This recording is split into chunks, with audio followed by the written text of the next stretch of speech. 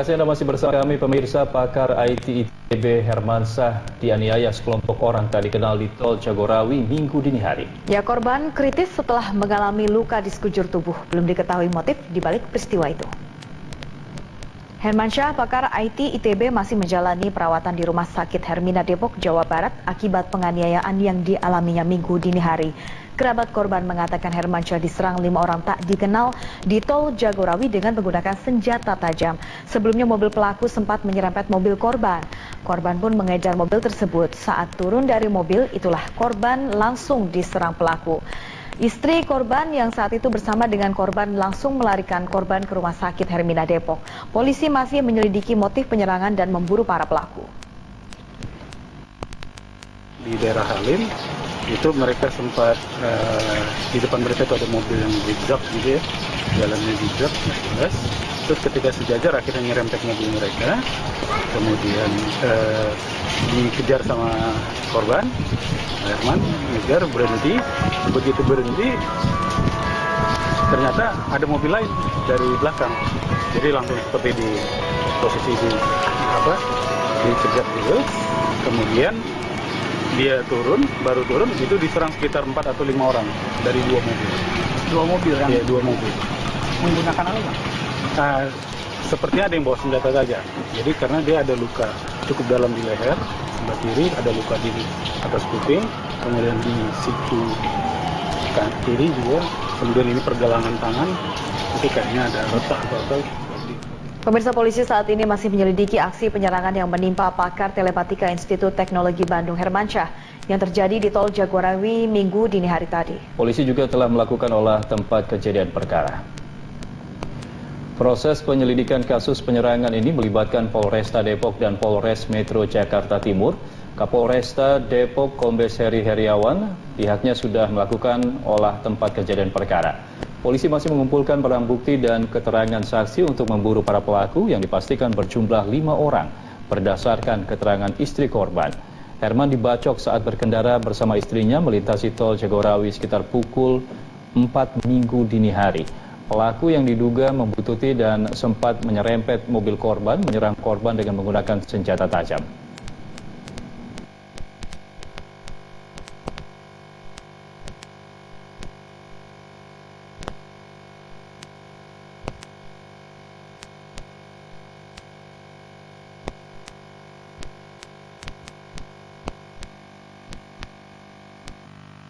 Hermansyah dikeroyok 5 pelaku bersenjata tajam di Tol Jagorawi kilometer 6. Saat itu ia hendak pulang dari Jakarta menuju rumahnya di Depok. Sekitar pukul 3 Minggu dini hari, korban yang mengendarai mobil jenis Avanza melaju di Tol Jagorawi. Saat tiba di sekitar kilometer 6, mobil korban diserempet sebuah mobil sedan. Pengemudi dan penumpang mobil sedan meminta korban menepi. Korban yang menghentikan kendaraannya langsung diserang para pelaku yang berjumlah 5 orang dengan senjata tajam. Setelah menganiaya korban, pelaku melarikan diri. Korban terluka di bagian kepala, leher, dan tangan.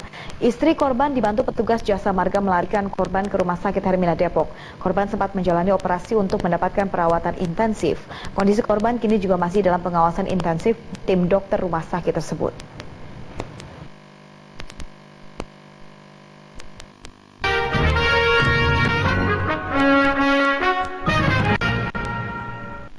Dipersembahkan oleh. Sebelumnya Presiden Joko Widodo juga membahas terorisme saat berpidato di hadapan kepala negara peserta konferensi tingkat tinggi kelompok negara 20 atau G20 di Hamburg, Jerman. Jokowi mengatakan Indonesia berhasil melakukan program deradikalisasi. Program deradikalisasi yang dilakukan di Indonesia disebut berhasil dilakukan. Presiden mengatakan hanya 3 dari 560 mantan aktor teroris yang berkeinginan melakukan aksi terorisme kembali. Pemerintah Indonesia juga telah merekrut para pengguna akun sosial media berpengaruh untuk menyebarkan pesan perdamaian. Jokowi mengatakan Indonesia adalah sebuah negara majemuk dengan jumlah penduduk muslim terbesar di dunia. Dengan posisi yang unik dan strategis ini, Indonesia berkomitmen untuk menjadi bagian dari upaya global untuk memberantas terorisme serta menyebarkan perdamaian dan toleransi.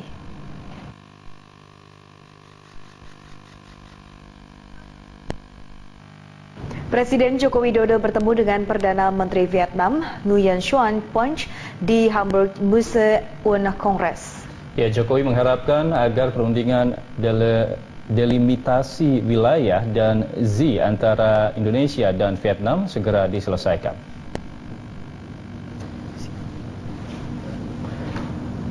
Hal ini sangat penting untuk mencegah kembali insiden yang terkait dengan perairan laut seperti yang terjadi pada bulan Mei 2017.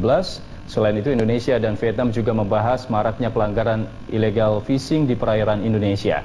Jokowi juga mengapresiasi keterlibatan Vietnam dan APEC sebagai momen penting dan berarti bagi negara tersebut.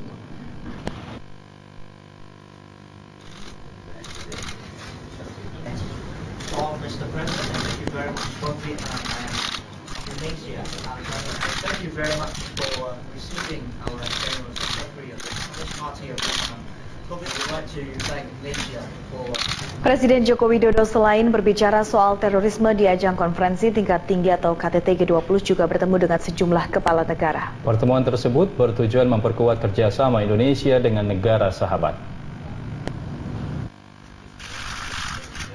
Pada hari terakhir KTT G20, Presiden Joko Widodo menemui Presiden Amerika Serikat Donald Trump. Dalam pertemuan itu, Presiden Joko Widodo menyampaikan apresiasinya terhadap Amerika Serikat dalam memerangi terorisme dan mau bekerja sama dengan negara Muslim. Jokowi berharap Indonesia dan Amerika Serikat dapat saling bekerja sama untuk mengatasi terorisme melalui pertukaran informasi intelijen. Sementara saat akhir pertemuannya, Presiden Joko Widodo tak lupa mengundang Presiden Donald Trump untuk berkunjung ke Indonesia. Selain bertemu Trump, Presiden Joko Widodo juga melakukan pertemuan bilateral dengan Perdana Menteri Belanda Mark Rutte di Hotel Steigenberger, Hamburg, Jerman. Dalam pertemuan itu, Jokowi menekankan peningkatan kerjasama bilateral di sektor ekonomi. Menurut Joko Widodo, Belanda merupakan salah satu mitra terpenting perdagangan dan investasi Indonesia di Eropa. Selain itu, di sela-sela KTT G20, Presiden Joko Widodo bertemu secara khusus dengan Perdana Menteri Australia, Malcolm Turnbull. Kedua kepala negara itu bersepakat meningkatkan kerjasama kedua negara. Keduanya sepakat menyelesaikan kesepakatan kerjasama ekonomi komprehensif kedua negara yang rencananya akan digelar pada akhir tahun 2017 ini. Presiden Joko Widodo juga mendapat kesempatan memberikan pidato di depan kepala negara peserta KTT G20. Jokowi menyatakan Indonesia berhasil melakukan program deradikalisasi. Menurut Jokowi, hanya 3 dari 560 mantan aktor teroris yang berkeinginan melakukan aksi terorisme kembali. Dengan posisi yang unik dan strategis ini, Indonesia berkomitmen untuk menjadi bagian dari upaya global memberantas terorisme serta menyebarkan perdamaian dan toleransi. Tim Liputan Berita 1. Terima kasih Anda masih bersama kami. Pemirsa, Partai Kebangkitan Bangsa mendukung langkah pemerintah untuk memindahkan ibu kota. Ya, Ketua Umum PKB Muhaimin Iskandar mengatakan langkah ini dinilai tepat dan PKB telah mendorongnya sejak era pemerintahan Presiden Susilo Bambang Yudhoyono. Muhaimin mengatakan Palangkaraya sudah sesuai menjadi kandidat ibu kota negara. Lokasi yang berada di tengah Indonesia dan kondisi tanah yang datar dan anti gempa dinilai sebagai faktor pendukung menjadikan Palangkaraya sebagai ibu kota negara menggantikan Jakarta. PKB mendukung upaya Presiden Joko Widodo dalam hal pemindahan ibu kota negara, sebab PKB sendiri sudah mendorong wacana ini sejak era pemerintahan Presiden Susilo Bambang Yudhoyono. Dirinya percaya pemerintahan Joko Widodo dapat mencari jalan keluar untuk pembiayaan rencana pemindahan ibu kota negara ini.